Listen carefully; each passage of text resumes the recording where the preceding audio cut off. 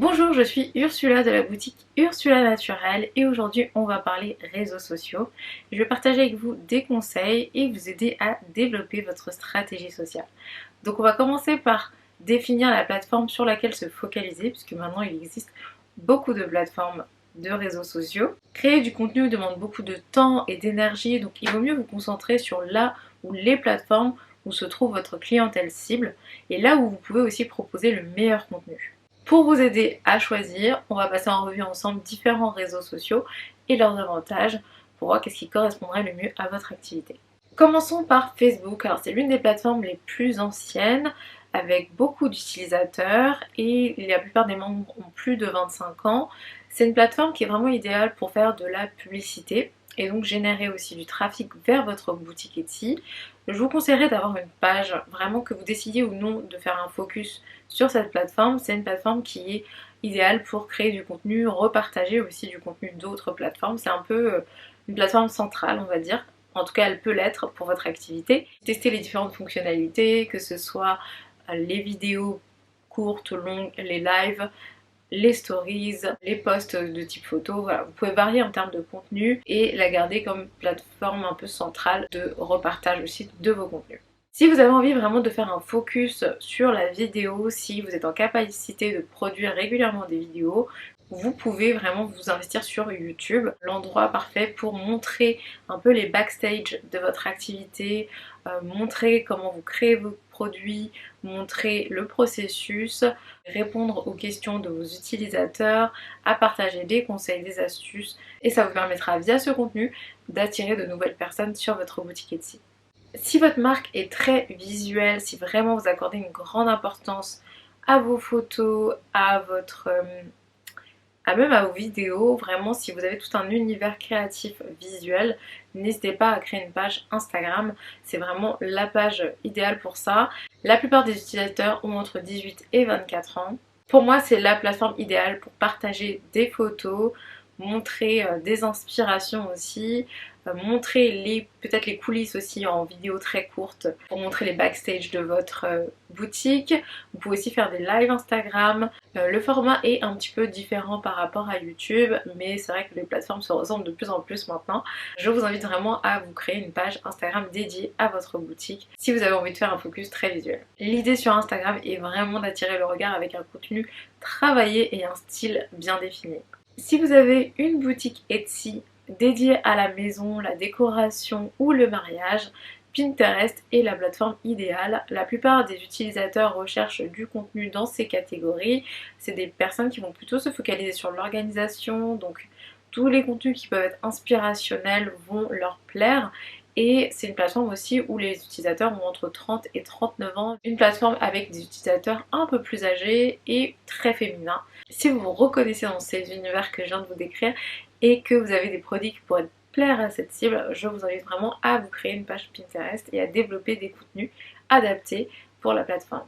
Enfin, sur TikTok, vous pouvez proposer du contenu très court de type vidéo. C'est l'une des plateformes les plus récentes avec un public assez jeune et c'est vraiment une plateforme qui est très tendance depuis quelques années, qui vous permettra aussi de gagner assez facilement des abonnés puisque l'algorithme est vraiment fait pour proposer le contenu à la bonne cible, contenu plutôt de niche. Donc si vous y créez une page dédiée à votre boutique, ce sera l'idéal. Vous pourrez y proposer du contenu vidéo très court sur les backstage, comment vous réalisez vos produits, peut-être montrer à quoi ressemble votre atelier, votre lieu de travail, montrer aussi bien évidemment vos produits. L'idée c'est de cibler le public un peu plus jeune avec un contenu qui va être dynamique et fun à regarder. Maintenant, on va parler de comment développer votre nombre d'abonnés. Donc c'est vrai que quand on démarre sur une nouvelle plateforme, quand on est débutant, on ne sait pas forcément toujours comment attirer de nouvelles personnes, comment faire en sorte qu'elles s'abonnent aussi à notre page, que ce soit sur les différents réseaux sociaux. Donc on va parler ensemble d'un petit peu de la stratégie à mettre en place pour avoir de nouveaux abonnés.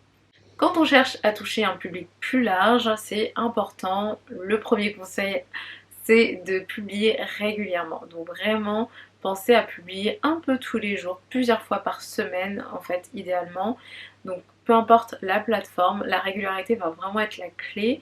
C'est très important d'essayer aussi de proposer du contenu un petit peu varié mais qui reste vraiment proche de votre activité et assez récurrent, un peu toujours avec un style particulier qui soit reconnaissable. Il faut ensuite vraiment penser à utiliser toutes les fonctionnalités des plateformes. Donc certaines proposent, par exemple sur Instagram, on va avoir les posts photos, on va avoir les posts vidéos, les reels, on va avoir les stories, on va avoir différents types de contenus et les lives aussi d'ailleurs. Donc il faut vraiment pas hésiter à tout utiliser en fait, c'est vraiment important puisqu'on va essayer aussi par ce moyen-là de toucher un public un petit peu différent. Et bien sûr ça vous permet d'interagir avec vos acheteurs potentiels d'une façon un peu différente à chaque fois. Sur ces différents réseaux sociaux, ça va être aussi important de créer un compte professionnel.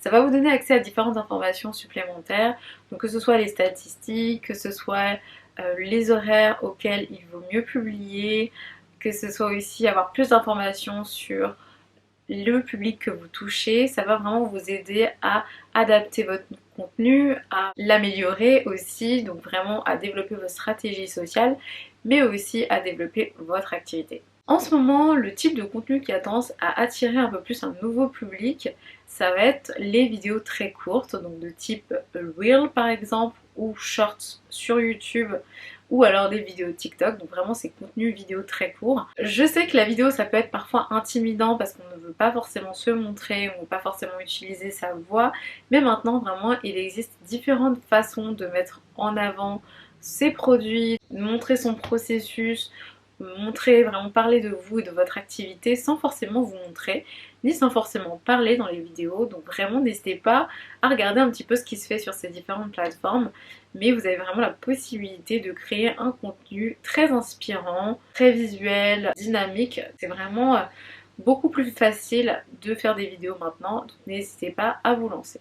L'engagement, l'interaction avec vos utilisateurs est vraiment aussi un élément clé pour développer votre nombre d'abonnés. Pensez vraiment à interagir avec vos abonnés, à leur poser des questions. En stories, vous pouvez aussi mettre en ligne des sondages, leur poser des questions, vraiment essayer d'encourager les interactions. Donc n'hésitez pas par la même occasion à vraiment essayer de récupérer des informations, d'avoir leurs avis, leurs conseils aussi pour développer votre boutique. Ça pourra aussi vous donner plein d'idées. Créer un contenu de qualité, visuellement attractif, c'est aussi donc évidemment très important pour toucher un nouveau public et avoir de nouveaux abonnés. C'est vrai que ça peut être intimidant de vraiment démarrer, que ce soit la vidéo, la photo, mais sachez que vous n'avez pas forcément besoin de beaucoup de matériel.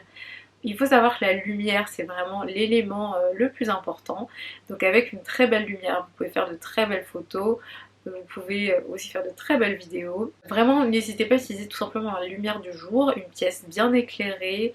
Les jours peut-être un peu plus ensoleillés, quoique parfois les nuages ça permet d'avoir une lumière vraiment stable. Pas forcément besoin non plus d'avoir un appareil très cher, vraiment maintenant on fait de très belles photos, de très belles vidéos avec un smartphone. Je pense que maintenant vraiment la plupart des gens créent leur contenu avec leur téléphone. C'est mon cas en tout cas pour ma boutique et même sur certains réseaux sociaux. Bien sûr après si vous voulez upgrader, améliorer votre qualité, vous pouvez bien sûr au fur et à mesure du temps investir dans des appareils qui peuvent être plus chers, plus onéreux, mais vous n'êtes pas obligé en tout cas pour commencer d'investir énormément. Donc vraiment n'hésitez pas à vous lancer dans la création de contenu sur les réseaux sociaux. Si vous avez envie de créer votre propre boîte à lumière, on a un article d'ailleurs sur le manuel du vendeur qui vous explique comment le faire. Idéal si vous avez des petits objets et que vous avez envie d'améliorer en fait votre éclairage. On a parlé de l'image, maintenant parlons du texte. Qu'est-ce qu'il faut rédiger? Est-ce qu'il faut des légendes courtes, longues? Que faire sur les réseaux sociaux? Et bien là ça dépend vraiment de vous et de ce que vous souhaitez. N'hésitez pas vraiment à réfléchir en fonction de qu'est-ce que vous voulez avoir comme interaction avec vos abonnés et à ne pas hésiter aussi à faire un appel à l'action, donc par exemple à leur demander d'aller visiter votre boutique, de commenter, de venir vous rendre visite sur un salon. Vraiment n'hésitez pas à être assez direct aussi dans les messages, mais c'est aussi le lieu idéal pour raconter votre histoire, raconter l'histoire de votre boutique, parler de votre produit, de leur fabrication, du matériel que vous utilisez, de ce qui peut vous différencier des autres boutiques. Et vraiment n'hésitez pas à varier en fait aussi au niveau de ce type de contenu, faire parfois des posts un peu plus courts, d'autres un peu plus longs, tout fonctionne. Il suffit vraiment d'avoir un peu votre style, votre accroche à vous et de savoir qu'est-ce que vous voulez exactement comme interaction et comme résultat. C'est de moins en moins utilisé parce que les algorithmes sont de plus en plus performants, mais vous pouvez aussi utiliser des hashtags, donc que ce soit sur TikTok, sur Instagram, même sur YouTube aussi vous pouvez en mettre. Ça va vous permettre un peu plus de cibler votre clientèle, ça peut permettre de ressortir dans les pages de découverte, de faire découvrir votre contenu à de nouvelles personnes. Vous pouvez en général en mettre jusqu'à 30. Bon, je vous déconseille quand même d'en mettre 30. Essayez vraiment d'être spécifique. Jusqu'à une dizaine, c'est très bien. Essayez de voir aussi quels sont les hashtags qui sont populaires, que vous retrouvez, qu'est-ce que vous utiliseriez, qu'est-ce qu'utiliserait votre acheteur idéal. N'hésitez pas vraiment à compléter toutes les informations aussi. Par exemple sur Instagram, maintenant on peut mettre aussi dans quelle catégorie se trouve notre contenu, que ce soit art visuel, décoration, etc. Donc pensez aussi à remplir ces petites cases. Et n'hésitez pas à vous inspirer aussi de ce que font les autres utilisateurs qui sont peut-être un peu proches de votre contenu à vous. Toucher un nouveau public, c'est évidemment génial, mais on veut aussi que ce public s'abonne. Alors comment faire en sorte que les personnes qui passent sur votre page s'abonnent ensuite? Alors il va falloir que vous attiriez vraiment leur attention, que votre contenu leur plaise, que vous soyez soit divertissant, soit inspirant, soit qui vous considère comme un expert. Donc il va falloir apporter une valeur ajoutée pour la personne, on va dire, qui va passer rapidement sur votre page. Est-ce que aussi votre contenu est assez facile à enchaîner, c'est-à-dire qu'on va regarder une vidéo puis on a envie d'en regarder une deuxième?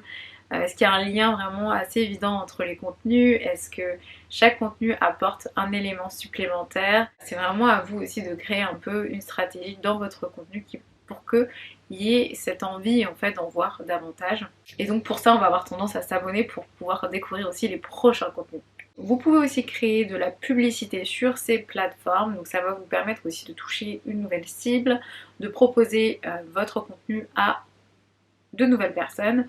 Donc pour ça, prenez vraiment le temps d'analyser un petit peu comment ça fonctionne pour que ce soit efficace, mais ça peut être un bon moyen aussi de développer votre nombre d'abonnés. Il est possible aussi de faire des collaborations avec par exemple des influenceurs, avec d'autres comptes Instagram ou d'autres comptes sur ces différentes plateformes. Donc n'hésitez pas aussi à interagir bien sûr avec les autres comptes, voir quels sont les comptes avec lesquels vous pourriez peut-être faire un post commun. Donc sur Instagram maintenant il y a la possibilité, il y a une nouvelle fonctionnalité qui vous permet de publier en même temps sur deux comptes. Donc si vous faites une collaboration, ça va vous permettre de présenter le contenu au public de ce compte-là et au vôtre. Donc ça peut être intéressant pour les deux comptes. Vraiment n'hésitez pas aussi à publier des commentaires sur les autres comptes que vous suivez pour aussi engager la conversation et pour que d'autres utilisateurs puissent venir aussi sur votre compte. Vraiment c'est une façon un peu assez simple en fait de créer du mouvement tout simplement. Ça permet de se faire un peu remarquer, de créer de l'engagement et d'avoir de nouveaux abonnements aussi par la même occasion parfois. Pour terminer, je voulais aussi vous rappeler que sur Etsy, vraiment on est aussi sur une plateforme avec une communauté, différentes communautés, et votre produit peut être présenté à différentes personnes. Donc il y a aussi ce côté un peu réseau social où votre produit peut être mis en avant. Donc pour être mis en avant, ça va être aussi, comme je l'ai dit avant, vraiment important de faire attention à la photo, au visuel. Pensez aussi à avoir un texte qui correspond vraiment à votre produit pour que l'algorithme aussi comprenne bien ce que vous proposez, à bien remplir les tags, à bien remplir la description, tous les éléments aussi importants de texte. Faire attention aussi à ne pas enfreindre les règles de propriété intellectuelle, ne pas utiliser des éléments visuels qui ne vous appartiennent pas, ne pas avoir de filigrane sur les photos, toujours garder en tête pour que vos produits puissent être mis en avant. Voilà un peu pour ce récapitulatif, ces conseils, ces astuces. J'espère que ça vous aura donné des idées pour développer vos stratégies sur les réseaux sociaux. N'hésitez pas à interagir avec nous sur le forum. Je vous donne rendez-vous aussi pour les critiques entre vendeurs. Vous trouverez le lien sur cette page. Je vous souhaite beaucoup de réussite avec votre boutique Etsy et je vous dis à très bientôt.